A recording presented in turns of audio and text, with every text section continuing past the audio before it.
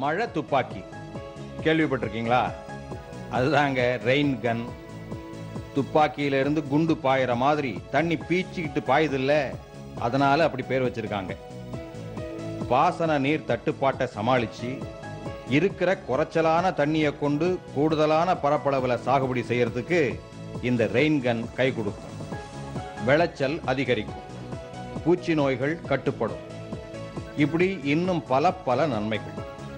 இதை நான் சொல்லலிங்க, சேலம் மாவட்டம் ஓமலூருக்கு பக்கத்துல உள்ள தும்பிப்பாடி ரத்னசாமி அவர்களோட அனுபவம் சொல்லுது. அப்படி அவர் என்ன செஞ்சிருக்காரு? 2 கிணறு வச்சிருக்கேன். 2 கிணறுல போதிய அளவு தண்ணி எல்லா நேரத்திலையும் கிடைக்கிறது இல்லை. தண்ணி கிடைக்காத நேரத்தில் இருக்கக்கூடிய தண்ணியை பயன்படுத்தி அதிக மகசூல் எடுக்கணுங்கிற நோக்கத்தில் நான் இந்த ரெயின் கன் போட்டிருக்கேன். இந்த ரெயின் கன் வந்து நார்மல் சாகுபடியில் 1 ஏக்கர் சாகுபடி பண்ணுறீங்கன்னு இருந்தால் கூட இதில் செய்யும் பொழுது நம்ம ஒரு 2.5 ஏக்கர் சாகுபடி பண்ணலாம். அதே அளவுக்கு அதே சமயத்தில் 1 ஏக்கரில் கரும்பில் ஒரு 40 டன் 45 டன் எடுக்கிறோம் அப்படின்னா இந்த ரெயின் கன்னில் யூஸ் பண்ணி நம்ம பண்ணும் பொழுது அதை விட கூடுதலாக 5 டன் 10 டன் எடுக்க முடியுது. அது ப்ராக்டிக்கலாக நான் ஒரு 4 இயர்ஸ் பண்ணிகிட்ருக்கேன். இந்த 4 இயர்ஸில் எனக்கு வந்து இந்த மாதிரி ஒரு மகசூல் வந்து நான் எடுத்திருக்கேன். 2வது, நான் வேளாண் துறையில் உதவி விதை அலுவலராக இருந்து எனக்கு வந்து கொஞ்சம் ஸ்பைனலில் ப்ராப்ளம் இருக்கிறதுனால விஆர்எஸில் வந்துட்டேன். இருந்தாலும் நான் விவசாயத்தை வந்து இந்த வண்டியை வச்சுக்கிட்டு போய் நான் நேரடியாக பார்த்துக்கிட்டு செஞ்சுட்டு வரேன். ரெயின் கன் போகிறதுனால லேபர் வந்து உங்களுக்கு குறைச்சலாக பயன்படுத்திக்க முடியுது. அப்புறம் இப்போ உள்ள மின்சார தட்டுப்பாட்டுனால நேரடியாக வந்து தண்ணீர் பாய்ச்சும் பொழுது நிறைய இடையூறுகள் இருக்குது. பகல் நேரத்தில் வந்து எலக்ட்ரிக் கட் இருக்கிறதுனால பாய்க்க முடியறதில்ல. இது இரவு நேரங்கள்லையும் செய்யலாம், பகல் நேரத்துலையும் செய்யலாம், எல்லா நேரத்துலையும் நம்ம வந்து இரிகேட் பண்ணுறத வசதி இருக்குது. இப்போ நாங்கள் ஒரு 5 HP மோட்டர் வச்சுருக்கோம். இதில் வந்து ஒரு 3 பென் கன்னு ஒரு கன்னு, இப்போ ஓடிக்கிட்டு இருக்கிற கன் வந்துங்க பென் கன்னுங்கிற கன்னை வந்து 3 கன் போடுறோம். இது வந்து கிட்டத்தட்ட ஒரு 50 அடி ஆரத்தில், அதாவது 100 அடி விட்டத்தில் ஒரு ரவுண்ட் பண்ணி நமக்கு ஸ்ப்ரே கொடுக்குது. இது கரும்பை பொறுத்த வரையிலும் மினிமம் 2 மணி நேரம், ட்ரை சீசனாக இருந்தால் 3 மணி நேரம் இரிகேட் பண்ணலாம். இந்த மாதிரி செய்யும் பொழுது ஒரு 5 நாளைக்கு ஒரு தடவை அந்த சூழ்நிலைக்கு பொறுத்து எப்படி இருக்கோ அதை பொறுத்து பயிரை பார்த்து வாட்டர் இருந்ததுன்னா 5 நாளைக்கு ஒரு தடவை அல்லது 6 நாளைக்கு ஒரு தடவை பண்ணிக்கலாம். உரம் இடும் பொழுது நம்ம மேல் உரம் இடுறோம், மற்ற நேரத்தில் வந்து உடனே ஸ்ப்ரே பண்ணோன்னா அது வந்து அந்த உரம் வந்து உடனே பயிர் கிடைக்கிற வாய்ப்பு அதிகம். 2வது, இதில் வந்து நம்ம ஸ்ப்ரே பண்ணும் பொழுது தண்ணியில் வடிஞ்சு நிலத்துக்கு அடியில் போகக்கூடிய உரம், வீணாகக்கூடிய உரம் குறையுது. அதாவது உரத்தை போட்டோமா ஒன்று வந்து ஆவியாக போய் கொஞ்சம் வீணாகும், இன்னொன்று வந்து வடிஞ்சு போய் கீழே பயிருக்கு 8ஆம் நிலைக்கு போய் வேஸ்ட் ஆகும். இந்த 8ஆம் நிலைக்கு போகக்கூடியதை வேஸ்ட் ஆகிறது குறையுது.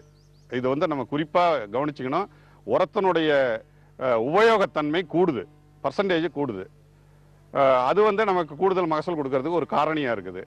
அதே நேரத்தில் வறட்சியான நேரத்தில் இந்த பயிரை காப்பாற்றுறதுக்கு அதாவது உயிர் கொடுக்கக்கூடிய ஒரு குளுக்கோஸ் மாதிரி நம்ம அப்போதைக்கு அந்த பயிரை காப்பாற்றிக்கலாம். வளர்ச்சி கம்மியாக இருந்துட்டா கூட பரவாயில்ல, பயிரை வந்து உயிரோட வச்சுக்கலாம். அப்புறம் மழை பெஞ்ச பின்னாடியோ அல்லது தண்ணி கிடைச்ச பின்னாடியோ அதை மேலும் வளர்ச்சி பண்ணுறதுக்காக நம்ம பூஸ்ட் பண்ணிக்கலான்னு செய்யலாம். இப்போ நான் போட்டிருக்கிறது பர்மனெண்ட்டாக போட்டிருக்கேன். இந்த பர்மனெண்ட்டாக போட்டிருக்கிறதுனால என்ன நன்மைனா, நீங்கள் போய் கன்னை மட்டும் எடுத்து அந்த ஸ்பாட்டில் மாட்டி தண்ணி அடிக்கலாம். நீங்கள் டெம்பரரியாக போகிறதுல என்னென்னா ஒவ்வொரு தடவையும் அந்த பைப்பு அதையும் கொண்டு போய் மாட்டி அந்த ஸ்டாண்டை கொண்டு போய் வச்சு அதுக்கு பின்னாடி தண்ணி அடிக்கணும். ஒவ்வொரு தடவையும் அதை சிட் பண்ணணும். இது அப்படி இல்லை, கன்னை மட்டும் எடுத்துகிட்டு போய் 2 நிமிஷத்துல அந்த கன்னை மாட்டி விட்டு மோட்டரை போட்டால் ஓடும். இந்த வகையில் பார்க்கும் பொழுது நம்ம பர்மனெண்ட்டாக போட்டு பென் கன் அல்லது ஹைட்ரா கன், ஸ்கிப்பர் இது மாதிரி வாங்கி வச்சு ஒரு தடவை பென் கன்னில் ஸ்ப்ரே கொடுத்துட்டு அடுத்த தடவை வந்து நம்ம வந்து ஹைட்ராவில் ஸ்ப்ரே கொடுத்தோமா பயிரினுடைய வளர்ச்சி ஒரே சீராக இருக்கும். ஒரே சீராக இருக்கிறதுனால நம்ம மகசூல் வந்து கூடுது. இப்போ நான் வந்து ஒரு 3 ஏக்கரில் இந்த ரெயின் கன்னை பயன்படுத்தி கரும்பு சாகுபடி பண்ணினதில் நான் ஃபேக்ட்ரி அக்ரிமெண்ட் போட்டு நான் செஞ்சேன். எனக்கு 3 ஏக்கரில் 193 டன் கிடைச்சிது. கிட்டத்தட்ட நமக்கு வந்து 64 டன் பர் ஏக்கர் கிடைக்குது. 64 டன் பர் ஏக்கருங்கிறது ஒரு நல்ல மகசூல் தான். அதிக மகசூல் எடுக்கிறதுக்கு காரணமாக இருந்ததே இந்த ரெயின் கன் தான். இந்த ரெயின் கன் நம்ம பயன்படுத்துறதுக்கு கவர்மெண்ட்டில் ஒரு சப்சிடியோ அல்லது ஒரு ஊக்கமோ இதுவரையிலும் தரல. நான் போட்டது வந்து என்னுடைய சொந்த காசில் இந்த ரெயின் கன்னை வந்து நான் போட்டேன். நான் போடும் பொழுது, அதாவது 2004ல் நான் வந்து இங்கே 6.5 ஏக்கர் போட்டிருக்கேன். இது போட்டதுனால நமக்கு வந்து நேரமும் மிச்சமாகுது, லேபரும் குறையுது. அதே நேரத்தில் உங்களுக்கு கரண்ட் எப்படி கிடைச்சாலும் எந்த நேரத்தில் இரவு பகல் எந்த நேரம்னாலும் நம்ம வந்து தண்ணி பாய்ச்ச முடியுது. ஏன்னா நேரடியாக பாய்ச்சும் பொழுது இரவு நேரத்தில் பாய்ச்சறதுங்கிறது சாதாரண காரியம் இல்லை, எந்த லேபரும் கிடைக்க மாட்டாங்க. இப்போ உள்ள முதியவர்கள் போயிட்டாங்களா, இளைஞர்கள் யாரும் விவசாயத்தை நோக்கி வர்றதுக்கு விரும்பலை. இந்த மாதிரி சூழ்நிலையில் வந்து அரசு வந்து இந்த ரெயின்கன்னுக்கும் மானிய உதவி செஞ்சு இன்னும் கொஞ்சம் அதிக ஏரியா போட்டு நான் பெற்ற பயனை மற்றவர்களும் பெறுமாறு ஏற்பாடு செய்கிறது அரசாங்கத்தினுடைய கடமை. நான் அரசாங்கத்தை வேண்டி கேட்டுக்கிறேன். இந்த மாதிரி சூழ்நிலையில் நிறைய விவசாயிகளுக்கு இந்த ரெயின்கனுடைய அருமை தெரியல. இந்த டிவி மக்கள் தொலைக்காட்சியை பார்த்த பின்னாடியாவது என்னுடைய நன்மை தீமைகளை தெரிஞ்சுக்கிட்டு நீங்கள் வந்து ரெயின்கன் போட்டிங்களா, உங்களுக்கு வந்து குறைஞ்ச தண்ணியில் அதிக ஏரியா சாகுபடி பண்ணுறதும் கூட குறைஞ்ச மகசூல் எடுத்துக்கிட்டு இருந்த விவசாயம் அதிக மகசூல் எடுத்துக்கிற வாய்ப்பு ஏற்படுது. இதை நல்லா பாருங்கள். நான் வந்து முதிர்ந்த கரும்பு பயிருக்கு அடிச்சிட்டு இருக்கிறேன், அதே மாதிரி எலசா போட்டதுக்கும் அடிச்சிட்டு இருக்கிறேன். இப்போ எலசா போடுறதுல நம்ம சில நன்மைகள் இருக்குது. இப்போ ரெயின்கன் போட்டதுனால நான் வந்து வரப்பு மட்டும்தான் ஓட்டுறனே தவிர வாய்க்கால்கள் அமைக்கிறது இல்லை. கரும்பனுடைய பயிர் எண்ணிக்கை கூடுது, ஏன்னா வாய்க்காலில் வரக்கூடிய வேஸ்டெல்லாம் வந்து இதில் குறையுது. அதனால் வந்து உங்களுக்கு ஒரு 3 ஏக்கர் போடுறோம் அப்படின்னா எனக்கு கிட்டத்தட்ட ஒரு 3-15 போட்ட மாதிரி பாப்புலேஷன் வந்துடுது. அந்த பாப்புலேஷன் வர்றதுனால நமக்கு மகசூல் கூடுது. ஒவ்வொரு தடவையும் களை எடுக்கும் பொழுது பவர் டில்லர் வச்சு கூட நம்ம அதில் ஓட்டிக்கலாம். லேபர் சேவிங்ஸ் வந்து நமக்கு வந்து பவர் டில்லர் வைக்கிறதுனால லேபர் சேவிங்ஸ் வருது. அதனால் வந்து சாகுபடி செலவு குறையுது. சாகுபடி செலவு குறையிறதுனால நமக்கு வந்து நிகர வருமானம் கூடுது.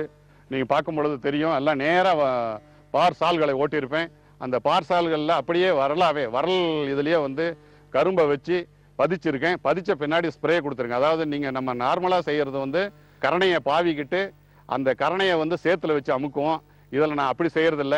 வரலாவே அந்த இதில் வந்து பாரினுடைய மத்தியில் கரணையை பரப்பி அந்த மண்ணை மேலே லேசாக மூடி விட்டு அதுக்கு பின்னாடி ஸ்ப்ரே கொடுத்துக்கிறேன். நல்ல முளைப்பு திறன் இருக்குது, நல்ல மாதிரி வருது, பயிரெண்ணிக்கை நல்லா வருது. அதனால் வந்து மகசூல் கூடுது. அதனால் கரும்பை பொறுத்தவரையில் இந்த டெக்னிக்கை நான் கையாண்டுக்கிட்டு இருக்கேன்.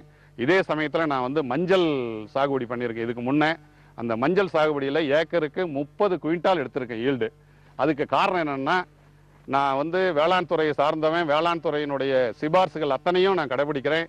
அந்த சிபார்சுகளை கடைபிடிக்கிறது மட்டும் இல்லாமல் இந்த ரெயின்கன்னை யூஸ் பண்ணி நான் ஸ்ப்ரே கொடுக்கறதுனால இந்த மண் பொதுப்பு அப்படியே இருக்குது, மண் இறுகிறது இல்லை. மண் இறுகாதனால மஞ்சள் வந்து நல்லா இறங்குற வாய்ப்புகள் அதிகமாகுது. மஞ்சள் வந்து பொதுப்பு தன்மை இருக்கிறதுனால மஞ்சள் கிழங்குகள் நல்லா அதிகமாக இறங்குற வாய்ப்புகளை நம்ம ஏற்படுத்தி கொடுக்குறோம். தேவையான நேரத்தில் இரிகேஷன் கொடுக்குறோம். இரிகேஷன் கொடுக்கறதுனால வந்து நல்ல பயிர் சாகுபடி வந்து நல்ல மாதிரி அமைஞ்சு எனக்கு நல்ல மகசூல் கொடுத்துருக்கு. மஞ்சளை பொறுத்தவரையிலும் வந்து இந்த கிழங்கு அழுகல் நோய்கள் வரும். இது நீர் பாய்ச்சும் பொழுது ஒரு கிழங்கு அழுகல் நோயில் இருக்கக்கூடிய தண்ணீர் வந்து கிழங்கு அழுகாத இருக்கக்கூடிய இடத்துக்கு தண்ணீர் போகும் பொழுது அதில் பரவற வாய்ப்பு இருக்குது. இதில் அந்த பரவற வாய்ப்பும் கிடையாது. ஏன்னா நம்ம வந்து மேலேருந்து மழை நீர் பொழிகிற மாதிரி பொழியறதுனால அந்த இடத்துலையே வந்து அந்த கிராப்பில் டிசீஸ் இருந்தாலும் அந்த கிராப்லேயே வந்து நின்றுக்குதே தவிர அடுத்த பயிருக்கு பரவறதில்லை. இதில் வந்து பூச்சி நோய் தாக்குதலும் இல்லை, நோய் தாக்குதலும் இல்லை. அதே மாதிரி கரும்பில் வந்து இந்த உள்ளி ஏஃபிட்ஸ்ன்ற ஒரு பூச்சி இருக்குது, அது நிறையா வந்து பரவிட்டு வருது. இந்த ரெயின்கன் அடிக்கும் பொழுது அந்த பூச்சிகள் தாங்கிறதே இல்லை, ஏன்னா வந்து பயிரில் வந்து எல்லாம் கழுவி விட்டுருது. அதே மாதிரி நிலக்கடலை சாகுபடி பண்ணியிருந்தேன். அந்த நிலக்கடலை இரிகேட்டடு, அதாவது இரவை நிலக்கடலை பண்ணியிருந்தேன். ஒரு ஏக்கருக்கு உலர்ந்த நிலக்கடலை காய் 1150 கிலோ ஒரு ஏக்கராவுக்கு கிடைச்சிது. இதெல்லாம் காரணம் என்னன்னா, நான் இதுவரையில் அந்த மகசூல் எடுக்கலை. என்னுடைய டிபார்ட்மெண்ட் ரெக்கமெண்டேஷனை வந்து நான் வந்து ஃபாலோ பண்ணியிருந்தாலும் கூட இந்த இரிகேஷன் வந்து டைரக்ட் இரிகேஷன் பண்ணுறதுக்கும் இந்த ரெயின்கன் இரிகேஷன் பண்ணுறதுக்கும் கொஞ்சம் வித்தியாசம் இருக்க தான் செய்யுது. இந்த ரெயின்கன் இரிகேஷன் பண்ணுறதுனாலையும் எனக்கு கொஞ்சம் கூடி இருக்குது. காரணம் என்னென்னா, அந்த மண்ணினுடைய பொதுப்பு அப்படியே இருக்குது.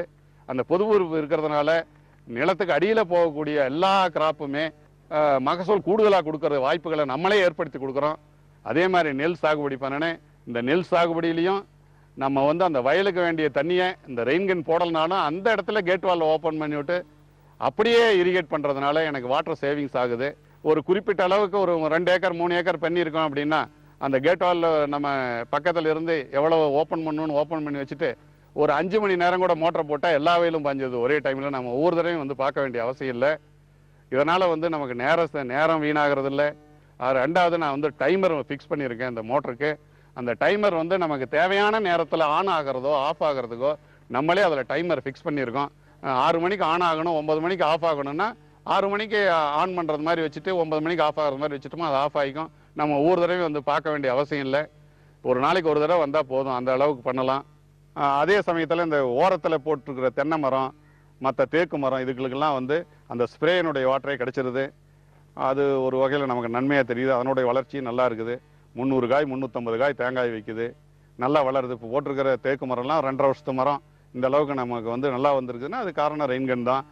இந்த மாதிரி சூழ்நிலையில் நீங்கள் வந்து ரெயின்கன்னை வந்து பயன்படுத்தி பலனடை மாதிரி உங்களை விரும்பி வேண்டி கேட்டுக்கிறேன்.